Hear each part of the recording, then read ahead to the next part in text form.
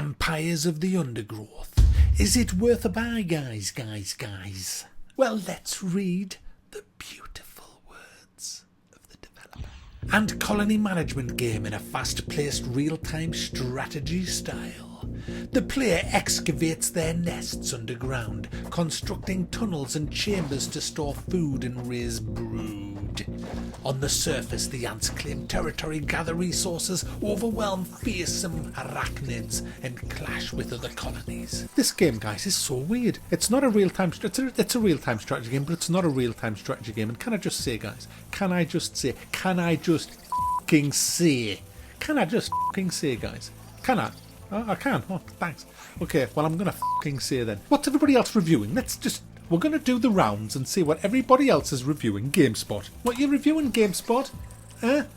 What you reviewing, GameSpot? Monster Hunter World free DLC includes... Bleh. So you're not reviewing anything. Reviews. Let's see their latest review, guys. Latest review. What's your latest review? L.A. Noire. The VR Case Files review. And when was that? How long ago was that, eh? 26th of December, you fucking part-timers. IGN. What's your IGN? Go home, GI. Go home, GIGN. Go home, IGN. Mac, just, what are you doing? Reviews. We're going to do this. I don't care. Alright, December the 29th. Sid Meier's Civilization 6. iPad. There's no games to do. There is games to do, guys. There's games to do. This game, it's fucking great. I love it. I love this game. There's good games out there. You've just got to get off your fat, fucking spotty, sweaty arse and go look for them. You've got to go look for them. No one's going to knock on your door.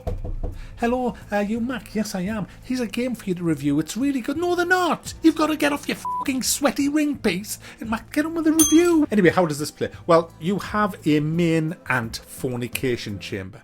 No, it's not fornication. What's it called again? What's the ant thing? Yeah. It's fornication. It's a fornication chamber. I think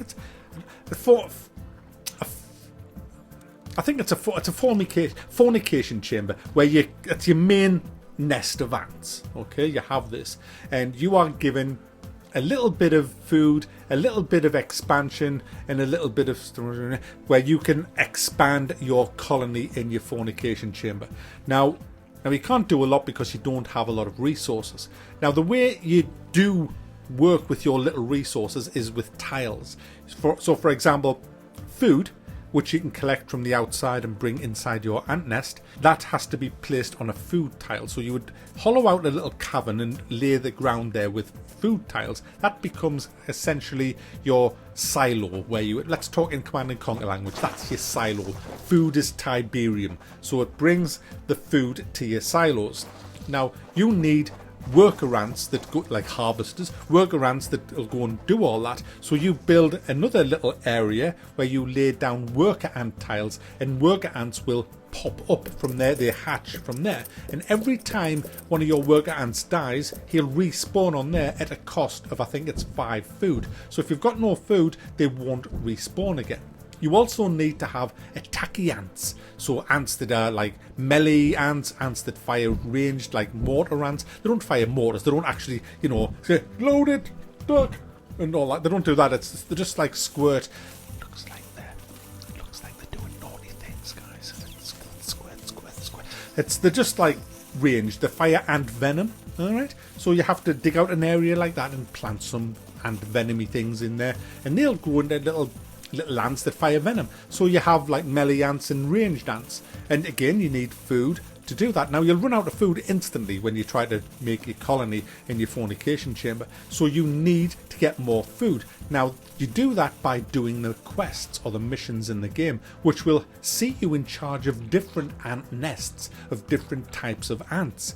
So you might do that challenge and do that mission, and you will be rewarded with resources for your fornication chamber. So that could be more food, more tiles that you can dig out, or jelly. That's the word I was looking for before. Jelly. You get jelly. Now what you use jelly for, guys, is for, friction. You've got to have it. No, that's a different type of jelly.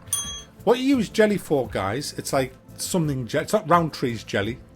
It's like, it's queen jelly. It's queen jelly, not to be used in trifles, guys.